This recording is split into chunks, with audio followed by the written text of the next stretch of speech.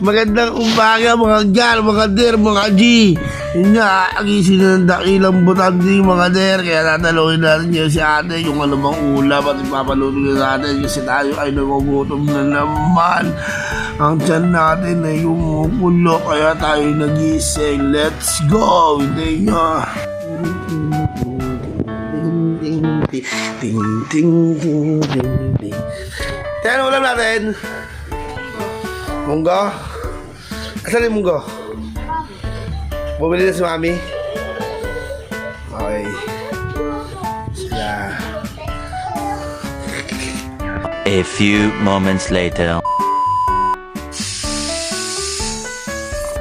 Ayun nga, dumating na si mami. Yun. At ito na pala yung recipe binili ni mami. Ayan, ang palaya, malunggay, alokbati, talong, kamatis, sibuyas, bawang, saka chicharon. At syempre pinahiwa ko ng baboy kay ate. Let's go! At ito nga mga der na pinas forward ko na para himayin na ni Butanding. Ngayon, green lover talaga kami dito. Tignan mo yung munggo namin, kompleto. May malunggay, may ampalaya, saka may alokbati. Sweet! Yun nga mga der din yung natatanong, no?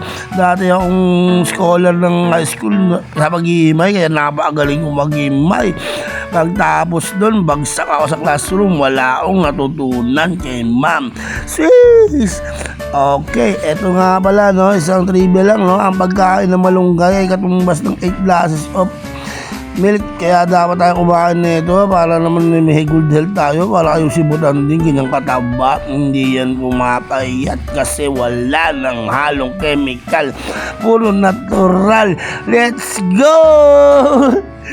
Ayun, that's it family. Luto-luto na tayo. Manood kayo kung gusto nyo matuto. Ganyan lang, himayin nyo lang, separate nyo lang.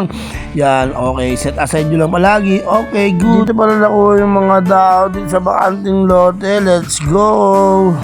At ito na pinapakita ko na isa-isa ang pagluto. Bawang, sibuyas, kamatis, baboy, patis.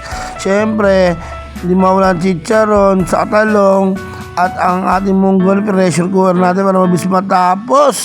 At ito na, sisimulan na natin. Lagyan na natin ng used oil, lumbaga konti, saka lagyan yung onion, then put the garlic and then tomato, sabay-sabay na. Lagyan natin ng salt, at saka syempre black pepper. And then sama na natin yung baboy. Ayun, magkabulol-bulol na, nagkalito-lito na. Ayun, nilagyan din natin ng chili pepper. Ang tawag ba doon? Chili chips. Yun, let's go! Yan lang, takpan lang natin ng konti. At saka lagyan na natin yung patis kapag kumulo na. Ayan, binuhusan natin lahat kasi wala na, konti na lang.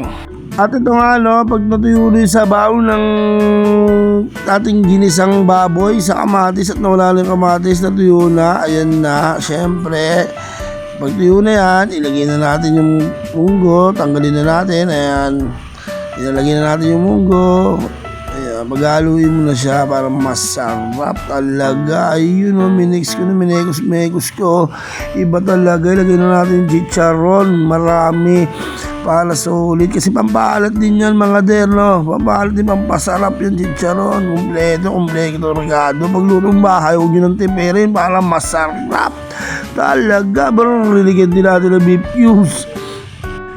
You know, ang sarap nyo, kumukulo-kulo siya mga der. Ayan, no. Sige na, lagyan mo na der ng talong para masarap na kompleto na. Iagis mo na yung talong dyan. Ayan, okay, ang sarap niyan. Panoorin nyo lang, ganyan lang kasimple yan, no? Huwag nyo madaliin yung pagluto nyo. Bawat luto, bawat angulo, may yung proseso yan. Ganyan lang mga der. Lagyan na natin daon natin at aluin na natin yan. Napakadaming daon yan, masustansya yan mga der. Talagang sarap niyan. Alright, let's go! Ayun, salamat sa panonood mga dre, no? Ayan na yung luto natin, finish na, kakain na tayo. Salamat, babush, thank you, hanggang sa muli.